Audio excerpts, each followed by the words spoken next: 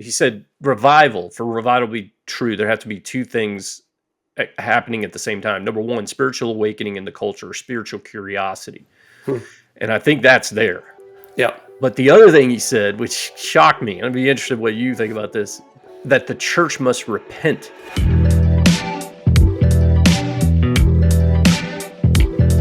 Hey everyone, welcome to the Intentional Churches podcast. And if it's your first time with us, we're just going to tell you, buckle up. We're kicking off season 9, and we've heard from you guys. You've said, hey, we want to hear more, a little behind the scenes of what's going on and how you guys are thinking. And so Bart's going to join me every now and again, not to talk so much shop, but to really talk about story and what's going on in the ministry. And so if you're newer to this thing, you know that moving the alignment needle in your church, where more and more of your people are practicing the Great Commission in everyday life, is super difficult. And this podcast is designed not for silver bullet thinking or the latest radical new sermon series. It's really about practical ministry insights from the trenches and from many of you who end up being hosts here. So if there's something you want to hear about this season, what's really confusing or clicking for you in ministry, if you'll just comment or leave a review so we can read those and have some guests on to speak about that, that'll be great. So now, for first off, Bart, for our listeners, you have a take on vacations. I know recently just returned from a couple trips. And so what is your take around vacations? I hate vacations. That's my take on them. Why? Why do you hate vacations? I don't know. They seem so fruitless, you know. You come back more tired than when you left. I'm not sure why I don't. My family knows this. I do my best to, hide my real feelings. But the more I can work a little bit on a vacation, the more saying that I kind of stay. Yeah, you're the only person I've ever heard say, I hate vacations. You heard anybody else? I don't understand them. They make no sense. Well, one of the things we're going to do on these segments with you is you have a way of a couple things, storytelling, and also with analogies. You're the most analogy-making person that I know, and also titling things very creatively. Nicknames. I like nicknames. Nicknames, all of it. So this episode, we're going to dive into this phrase you coined, and now many IC churches have it, but many of our listeners will have not heard this phrase. What exactly is this thing you refer to called the spanking machine? Oh, my goodness. And no, do not Google it. No one should Google that. Yeah, okay. Well, oh, golly. Sorry up front. So I was at Central Christian Church in Vegas, where I still live, and I was on staff there.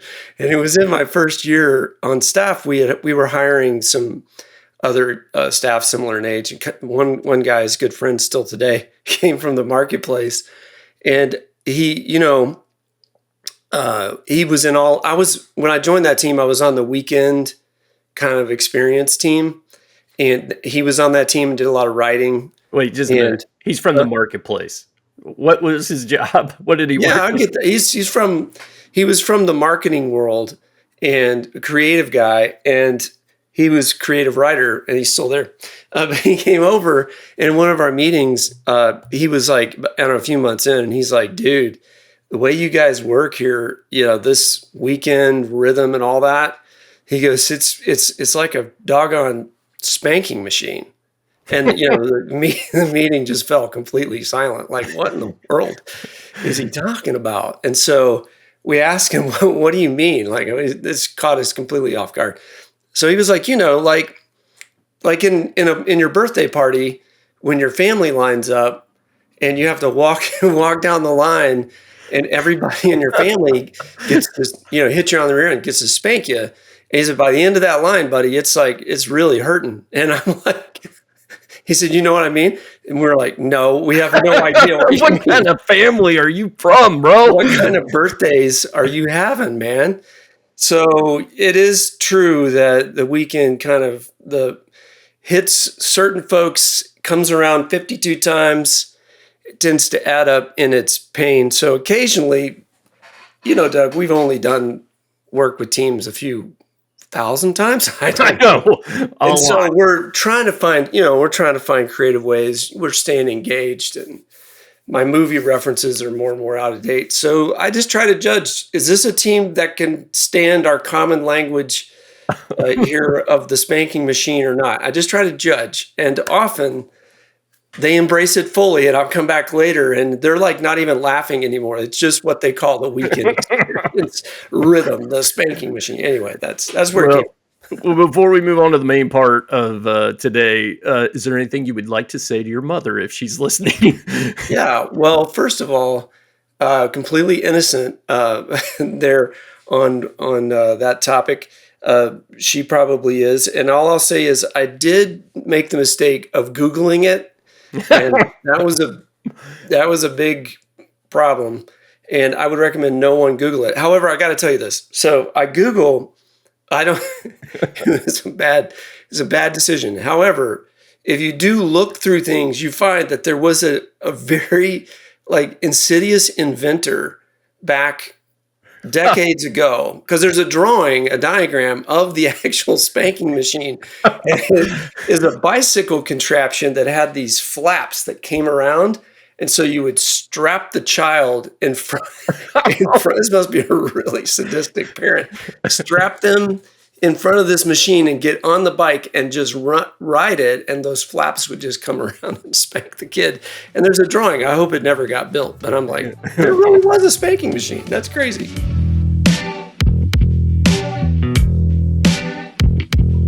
Well, one of my favorite things about what we get to do, Bart, and I know it is yours too, is the amount of just courageous leadership stories that we get to witness. And really, from the ground, we get to see kind of how God's moving and moving in and through people. And so I think one of our main segments when we have you on, I think we need to get into more of the storytelling.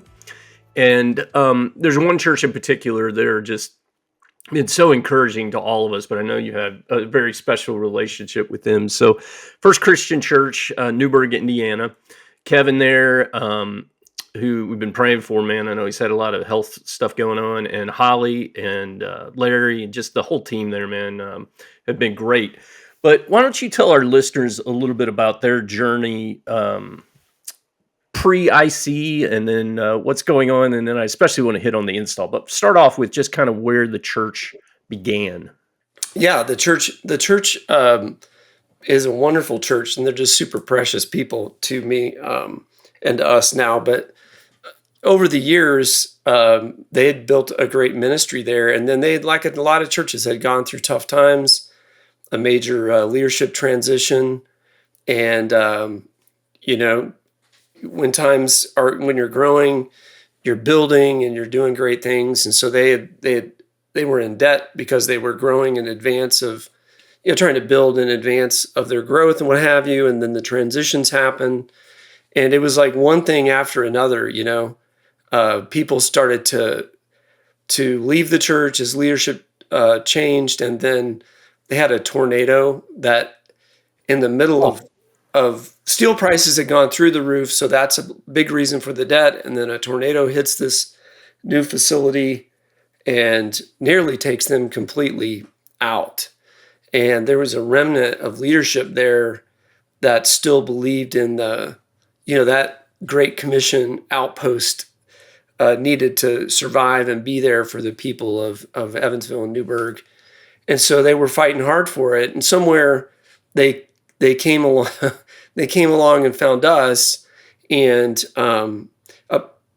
intentional churches. I don't exactly remember the way they found us, but they had decided they want to embrace being a one-aware and activated church and learn about our model that we teach churches. And we start with the leadership team usually, and so we get the leadership team together. And I remember one in particular. I remember because a part of our work with churches, like we do a part of the story, especially first time around, we talk through your story and what God is teaching you through your story. I remember I was with Rob, one of our coaches, and we come to this part in our 2-day kickoff of learning about, our model. And I'm like, we're going to do the the story part. And I asked the leaders in advance, can we do this? And so we did the story part, and they were reluctant because this is a new, precious team, leveraging passion and involvement of lay leaders like I've never seen. And they didn't want any of that sort of like to sort of, that was in the past, so to speak. And I always feel like for even me, I don't want to do that part, but we did it. We did the story. And when you have the eyes to see it, you see God's providence, how he's providing, he's going ahead. We say this often. Now, all of that pain and the lessons from it are just preparation for the next phase of what God wants to do in your ministry. Yeah. He's still with you. I say he goes behind us and helps us when we've messed up. He goes before us. Judd, my pastor, talked about this weekend. It was a powerful story out of the book of Acts. And what I would find out in this particular case was that he was going before us again. Okay, now I'm going to just try to tell this in a quick way. So back in the middle, this is in the pandemic, and I'm meeting with this precious team. They're really leaning into what God has for them. And I come down with a scratchy throat on the beginning of day one. And I'm staying next to a hospital. You would think the hospital would, I go to the emergency room, they're like, yeah, we don't do COVID tests here. I'm like, what? Like, you got it. Like, not the kind you need. Like, you need a quick, so urgent care was open. We're starting our meeting at like 8. I get to the urgent care at 7. I get a swab, comes back negative, must just have a cold, right? So I go join this awesome team and Rob, our coach. And as the day's going on, I'm just feeling worse and worse and worse. Well, long story short, it does turn out that I have COVID. The problem was on day 2, I had a terrible fever. I didn't know yet I had COVID until after all of this. I give everybody on the team COVID, which still to this day, including Rob, right? Like he had a long haul. Yeah. Oh, he had a tough time. And the funny ending to that story, it's luckily everybody can laugh about it now. It was kind of terrible. Holly, the XP there, is like often says, well, that just gave us a month or 2 to pray over, to pray over what we had made decisions on in the meeting, which is true because everybody kind of had to go into isolation, and it's just great people. So there was a doctor in the meeting, and let's just say he was a little bit of a right-wing type doctor because he was railing on not wearing masks at all. Okay. Which again, funny, I just given everybody COVID, but he's like, yeah, I won't, they can't make me put on a mask. He works for like the hospital system or something. Like, oh my word. And he said, you get a COVID test, because I still didn't know after the meeting. He goes, you get a COVID test and I think I can help you out if you've got COVID. Well, what he meant was, he was going to hook me up with a guy that sold or gave people with COVID ivermectin. You remember that? Yes. Horse medicine. Yeah, horse, exactly. I come from Kentucky. It felt kind of natural. So the horse medicine, he said, hey, I found out I had it. And I decided when I found out I have it, I was going to drive, get this, I was going to drive all the way back to Las Vegas because I just didn't want to go back to Louisville and get on the plane. And I just, didn't know back then what to think of all this. So I literally was going to get in my car. Just give our listeners a little, like, how far is it? 2,000 miles.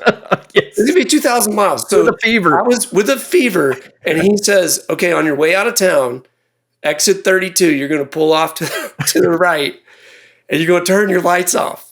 Okay, now I'm so sick. I'm like, I'll do whatever. This feels very sketchy, but I pulled over, turned my lights off, and about a minute later, this truck comes flying up beside me, pulls in front, and turns his lights off, and we're on the side of the road. And the back of his truck says, Patriots for God. And he gets out of the truck and he throws this, he stands way back and he like hurls this package of ivermectin. And the doctor had given me these vitamins, and I took ivermectin and those vitamins and drove myself all the way back to Las Vegas over the course of the next 2.5 days. Last part of that story is I get here, and my precious wife is like, I think you need to stay in a hotel. I'm like, are you kidding me? It's just, she says, do you need anything? And I said, Yeah, a pair of underwear. She didn't even let you in the door, right? I come to the door. She makes me stand 10 feet back and throws the underwear, hits me in the chest and says, good luck. And so, shuts the door. So anyway, I was home a couple days after that, but locked up in a room for several days. But yeah, that was crazy. And that we still, I've told you this, Doug, we feel like we get this privilege of our church family expanding just again and again and again, like leadership family. And that's what that team feels like. Even having nearly killed probably somebody that week, they just have fully leaned in and feel like family and are such a great encouragement. So anyway, is that the story you wanted? Oh yeah, you were a super spreader, right? Didn't you pick it up at an event in Rochester, New York? Yeah, I was at one of our one-day workshops, and I was a carrier for 3 days there, whatever it was. And the guy that one of our coaches had helped sponsor the workshop was like, he was really mad. He goes, I know who gave you COVID, and I am extremely upset at them for being in our meeting. So yeah, I was a super spreader because it went from that guy that had a little fever and knew it and wouldn't get checked and came to that meeting, gave it to me, who knows who else, and I carried it all the way to Newburgh and beyond. Talk a little bit about what's going on at FCC First Christian Now. Like what's happening in this church? Yeah, if you fast forward just a couple years really down the road, they're setting the pace for embracing our model with the leadership team, the one team piece, and then also now One Life. And the one team piece, they're like teaching us things about how to implement deeply the One Aware and Activated Leadership Team toolbox. And what I love about them is half of their leadership team that's involved or more are lay leaders. Like they'll never, and that was all out of necessity in some regards, but they'll never go back from that. They're empowering and leveraging of lay leadership, as we've come back and done multiple trainings, has been just amazing. And then now they're running ahead on our new One Life toolbox and teaching a series like literally this month on the 3 practices related to living a one-aware and activated life, not just leading. And they're going to train the whole church and mobilize people. And again, teaching us in the early phases how to implement it. So the church turned around, it's growing. They baptized more people than in years and years. I wish I had the exact stats, but I've never seen a church put the one aware lens on every thought they have, every plan they have, every meeting, every activity, it just goes on. And now to see it catch with lay leadership and soon the congregation, they're going to be a forerunner in what we've dreamed about, Doug, which is thousands of churches collaborating to reach millions for Christ. They're leading the way in that effort. So yeah, just an amazing story, but an interesting beginning. Well, it's incredible. The providence of God that this church was able to withstand all these hardships, man. It just blows my mind. And to get to see them now have this kind of experience and see God moving is just so encouraging, man. So encouraging. Well, I know it sounds silly, but you just think about the blows they've had, but then the COVID thing. I know it sounds silly, me giving them COVID. I just have to wonder if the enemy didn't want to get a hold of that moment and derail the effort, sideline the decisions, give them one more thing to be down about. Yeah. And they turned it into a moment of coming together and literally putting roots and prayer being the beginning of them implementing the one team toolbox and the action and projects that they had coming out of there. They started with prayer, which, man, again, we all can learn. It's fascinating. Just amazing. Yeah, it really is, man. And we're getting stories all the time, and I wish we were better at capturing, just to encourage our listeners with what the movement of God that's happening. I just heard last week, church in Ohio, Zanesville, Ohio, North Terrace Christian Church, for I believe it's 18 straight months have been experiencing 20% year-over-year attendance growth. That's crazy. Is that not crazy, man? Yeah. It's presenting all kinds of problems, as we know. When you get teams back to the fundamentals, the basic blocking, tackling of Great Commission accomplishment on a personal level, Yep. it creates growth. The byproduct is growth. And so much of mine church leadership life, I tried to short circuit that by good advertising, marketing, and programmatic offerings instead of, firing up the base. So it's pretty amazing. We just heard of one other church. I don't know if you heard this yet, but Salty Church down in Ormond Beach, Florida is averaging 2 baptisms a day this year. Really? That's how many baptisms they're having. They've broken it down to number per day. Hey, wow. Well, Yeah. I've been with many leaders. I remember years ago doing all this. One leader was like, I've just dreamed of leading a church where they added to their number daily. And I was like, I never ever thought about the power of that moment sort of being a vision that he had for his leadership in his life, like a lot of great leaders, and that they were leaning into what we were teaching. You're talking about biblical or fundamentals and ownership of the Great Commission to become that kind of an Acts 2 real church. And I was like, wow, what a vision. So there they are, Salty, adding 2 to their number daily. I know. I've never heard that before. I would encourage our listeners, can you add that to your regular routine with your elders or board and your staff, that you're praying for an Acts 2 result? And right. It's so encouraging to be seeing it.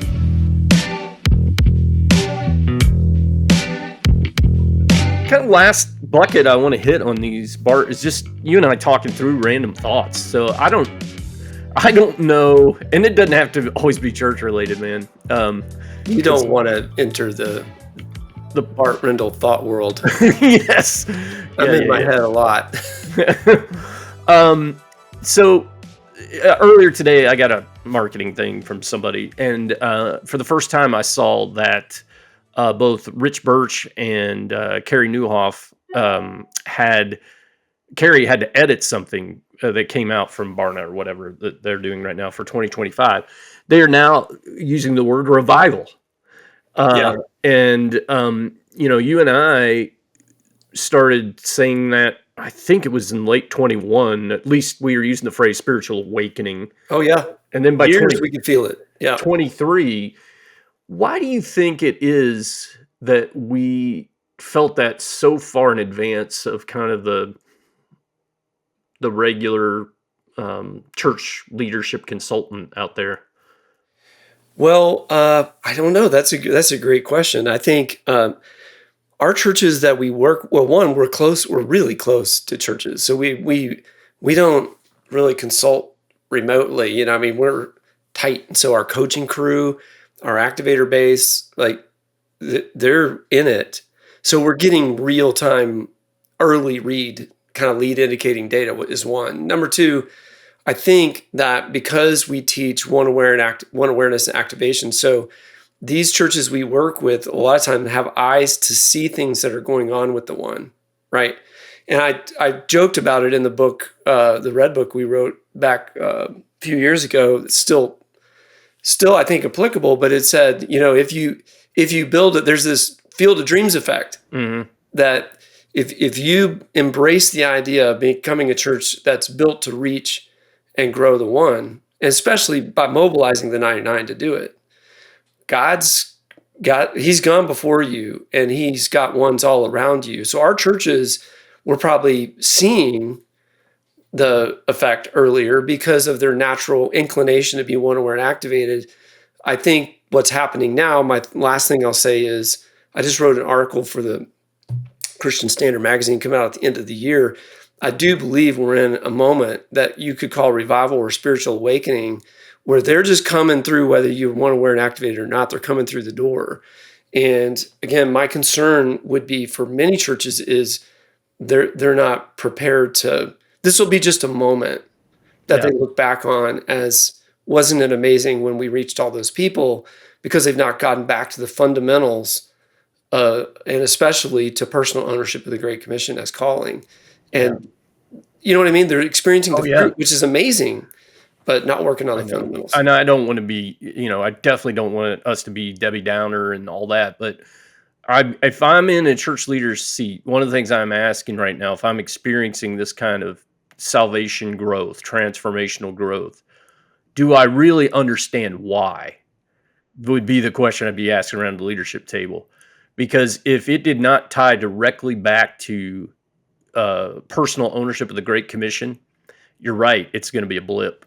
Oh yeah, I think they have to. If I were to be honest, if you really can't say why, I would be very concerned. I would think there's a lot of leaders deep who are real wobbly right now. Yeah, in other words, it's similar to when we've seen churches chase silver bullets and books and the latest something, and they get a bump, but they never really knew why. So fundamentally, it was eroding their confidence in their leadership in a very subtle way that on the other side of that moment was going to actually make them second guess and be less confident. And I wonder if, I know this is a really counterintuitive thing to say, but if there's not a real subtle effect going on right now too. So getting to the bottom of why and how to make sure that we're that church 10 years from now. Yeah. Or a generation from now would be something I would challenge every leader to be thinking about. No, I think that's super wise. Super wise. One of the things that's really hitting me, this, I talk about it all. When I get on shticks, right? I just can't let it go. I'm like a dog in a bone. And so right now, I've been in this mode of reading through the New Testament through the lens of the Great Commission and how Jesus was exemplifying it. And I've been on a couple calls here recently with a couple of younger church leaders who this has been pretty impactful, that we've lived my lifetime in yours, Bart, where we tried to, as someone would come to faith, we lived an era where we felt like we had to prepare them over a long haul to go be sent on mission. Yeah. So we designed classes and, all these things that really became more about orienting you to the institution or the organization and your part in it than they did about how Jesus actually exemplified the Great Commission. Like, the calling of the first disciples, almost every story, they're immediately in evangelistic environments. I was just reading the other morning about Levi. He's having a dinner with tax collectors in the moment around salvation where Jesus is beginning. Can you imagine the dynamic of true, discipleship that is, we're on mission and we're going to learn as we're going, as opposed to you have to mature in your discipleship so that you can go and be sent. Yeah, I think you're a forerunner to me, man, in seeing that in the scripture the way you have, and it's really challenged me to read the Bible differently, and then to also think of discipleship as how it is so woven together with evangelism, right? Yeah. And I've got a couple friends now that are like, going out into Acts. And if you read Acts through the lens of Great Commission personal ownership, it's like changes it. Oh yeah. The dynamic. That's really what it was. It was that they had been commissioned, they wouldn't have used that word. They've been instructed. And it wasn't long until you see there was persecution going on for sure that was creating distribution, but wherever they went, they were fulfilling the vision that had been given them to be witnesses around the world eventually. We have in our Activate experience, we have a church leader that I just interviewed, Brad, big man, and he said all this thinking around One Aware and Activated, he said our first project was our engagement pathway because it was a dumpster fire, which cracked me up because Tasha uses dumpster fire all the time, talk about IC stuff. Yeah. And he said that what they came to was kind of this realization, oh yeah, our entire engagement pathway was about you assimilating into the org. And they raised up even before belief, belong, like, get this relational connection. And, we teach this fairly ad nauseum, fight for whites of the eye. How do we get relational connects with ones over transactional ones? It's why I'm not against a communication card, but if it's a individualized communication card thing where I just give information to the org, that's devoid of this, relational kind of way you see Jesus disciple in the Gospels. So, don't you think that's a part of the revival you were talking about? Is the deep desire in us to be in relationship combined with the great void that got exposed? Yes, 100%. And then a friend of mine used this. He said, for revival to be true, there have to be two things happening at the same time. Number one, spiritual awakening in the culture, spiritual curiosity. And I think that's there. Yeah. But the other thing he said, which shocked me, I'd be interested what you think about this, that the church must repent. That the church must repent. And it's always struck me, I think I had this, he gave me this phrase in 2023. It's always struck me, what does the church need to repent of? And where I think you and I have gotten to is maybe repenting of a subconsciously bad or incorrect ecclesiology and missiology that we've all led from. Yeah. So I'm just prayerful that our churches that are part of IC can continue to spread this thing and we can get really back to scriptural fundamentals. Yeah, we do stay on that drumbeat. I've just thought about that. Like, people aren't going to get the purpose of the church in the world to us was basically all contained in the Great Commission and Great Commandment. So we just kind of stay. If people get tired of it, then you may not want to listen because stop listening to the podcast. It's a drum beat. We're not going away from it. Just kind of ending here. You and I travel a ton. Yeah. How many years in a row have you been A-list preferred? Yeah, I doggone wish that Southwest kept lifetime miles. I was telling my son that the other day because you have got kind of fly Delta. You've got a lifetime, or you've got a Delta big number. I don't know. It would make me want to throw up, but I kind of am curious how many miles. Any funny stories lately from the road, from just travel? Yeah, I'll give you one. So I was on the road again. All these teams are so precious. A lot of times we kick off with 2 days. Doug and I do. You and I do a lot of the beginning, teaching and work and workshops and stuff.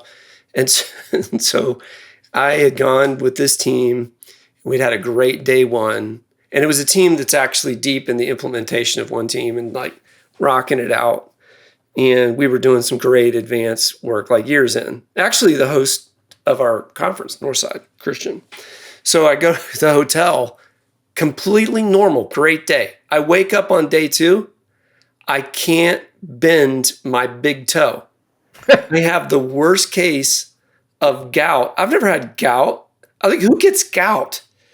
I just all come to find out later, I couldn't even, to look at my big toe hurt. Don't look at it. You're hurting it. It was awful. Well, here, long story short, I had this friend at the gym. I just consider him one of my ones. Becoming a friend, and he is on the carnivore diet. Are you familiar with this? I can infer, but no, I can infer what it means. You just eat meat, just meat, and no carbs, no fruit, no. Hard cheeses eventually get worked into the mix. What? This is beyond keto. I've done keto, so I'm like, Kat, I'd like to lose a couple pounds.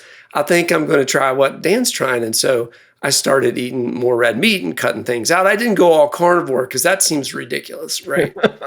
And by the way, he has the worst breath in the world. I would say do not. There's many reasons not to do this. So I do that, and sure enough, it was about 2 weeks in.